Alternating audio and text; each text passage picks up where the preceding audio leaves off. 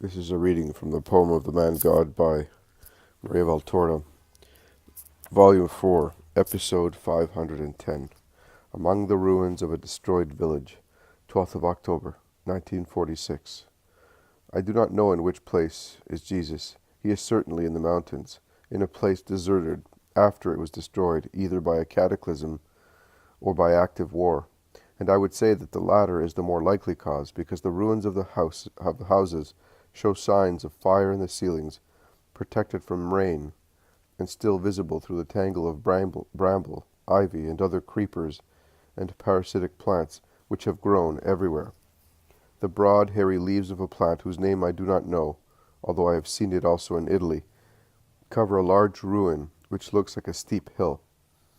Farther back, a wall, standing upright and lonely to contemplate the rest of the collapsed house, is invaded by caper bushes and pellitory and clematis, whose branches undulate in the wind like loose hair.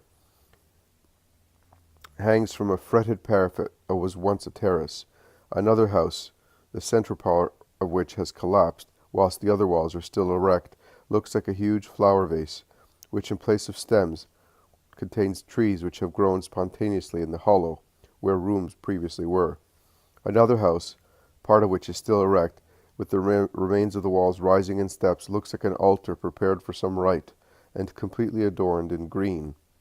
On the very top of the ruins, a poplar, as slender and straight as a blade, seems to be asking the sky the reason for such a disaster, and between house and house, rubble and rubble, obstinate fruit trees, now degenerate and wild, overwhelmed by other vegetation, or overwhelming it, grown from fallen fruit, twisted, straight, creeping, coming out from holes in walls, from a dried well, give the impression of a bewitched forest. And birds and pigeons coming out of crevices among the ruins fly avidly towards neighboring fields once cultivated, where now there are tangles of hard vetch, dried up by the sun, and from their open pod seeds drop to the ground to spring up again at springtime, the tangles of darnel and tares.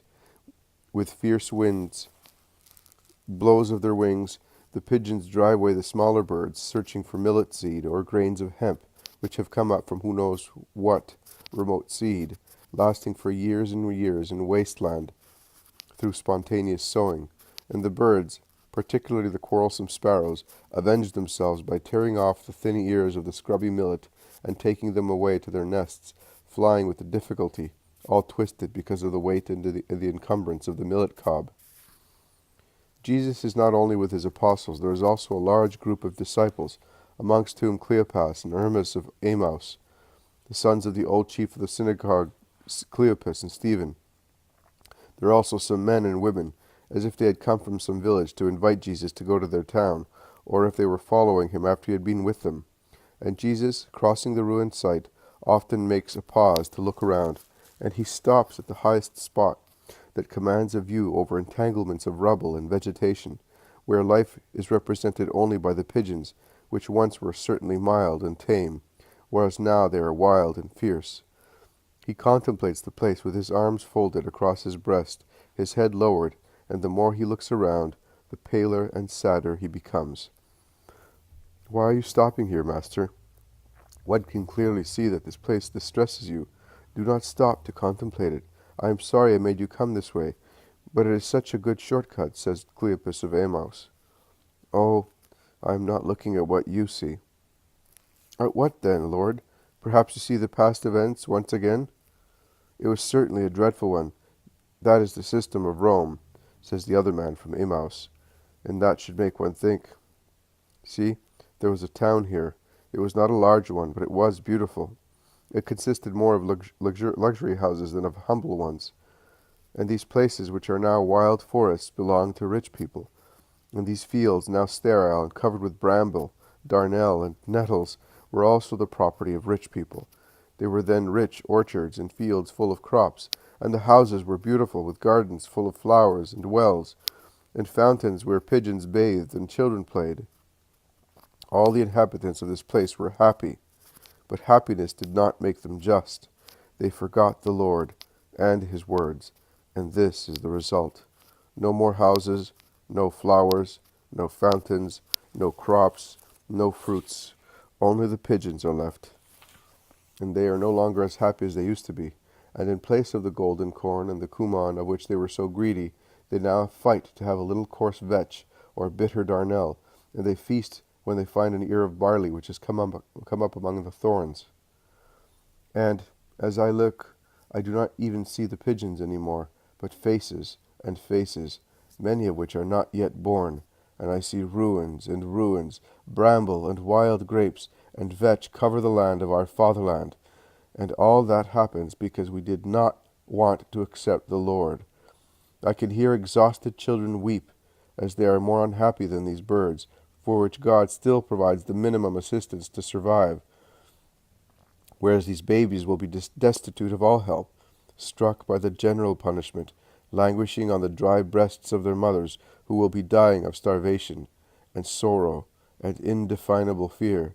And I can hear mothers wailing over their children who die of starvation on their breasts, and the cries of wives deprived of their husbands, and the laments of virgins captured for the pleasure of winners, and the lamentations of men destined to imprisonment after experiencing all dishonor in war, and of old men who lived so long as to see the prophecy of Daniel accomplished. And I hear the untiring voice of Isaiah in the breath of this wind, among the ruins, and the wailing of the pigeons among the rubble. With uncouth words, in a foreign language, the Lord will speak to this people to whom he said, "Here is my rest, let the weary rest, this is my relief." But they would not listen. No, they would not listen, and the Lord cannot find rest among his people. The tired one, who became tired traveling all over its countryside to teach, cure, convert, and comfort, does not find rest, but persecution. He does not find relief, but snares and treason. The Son is the one with the Father, and if the truth taught you that also a cup of water given to a man will be rewarded, because each act of mercy done to a brother is done to God himself, what will the punishment be for those who refuse the Son of Man, even a stone of the road upon which he may rest his head, and the mountain spring which gushes through the bounty of the Creator, and the fruit forgotten on a branch because it was diseased or unripe, and the ear contended with pigeons, and have already prepared the noose to throttle the air in his throat, and thus take his life? O miserable Israel, who have lost justice and the mercy of God! Here is once again the voice of Isaiah in the evening breeze, more dreadful than the cry of the bird of death, almost as dreadful as the voice that resounded in the earthly garden to condemn the two culprits. And, oh, what a terrible thing! The voice of the prophet is not joined to the promise of forgiveness as it was then. No, there is no forgiveness for the mockers of God, for those who say, "We have formed an alliance with death. We have made an agreement with hell. When the destructive whip goes by, it will not catch us, for we have set our hopes on falsehood, and we are protected by it, for it is powerful." And here is Isaiah who repeats what he heard from the Lord: "I will lay a precious, select cornerstone as the foundation of Zion, and I will make justice the measure and integrity the plumb line, and hail will sweep away the hope in falsehood, and floods will overwhelm the shelter. Your covenant with death will be broken, and your pact with hell will be annulled. When the destructive whip goes by, it will crush you. Each time it goes by, it will seize you, and punishments only will make you understand the lesson." Miserable Israel! Israel will be like these fields, where only arid vetch and bitter darnel persist, and where there is no more corn. And the land that did not want the Lord will have no bread for her. Children, and the children who refuse to receive the tired one, will wander about, beaten, wild, like galley slaves, the slaves of those whom they considered inferior beings. God will really thrash the proud people under the weight of his justice, and will strangle it with the scotch of his judgment. This is what I see in these ruins. Ruins! Ruins to the north, to the south, to the east, to the west, and above all, in the center, in the heart, where the guilty town will be changed into a putrid pit.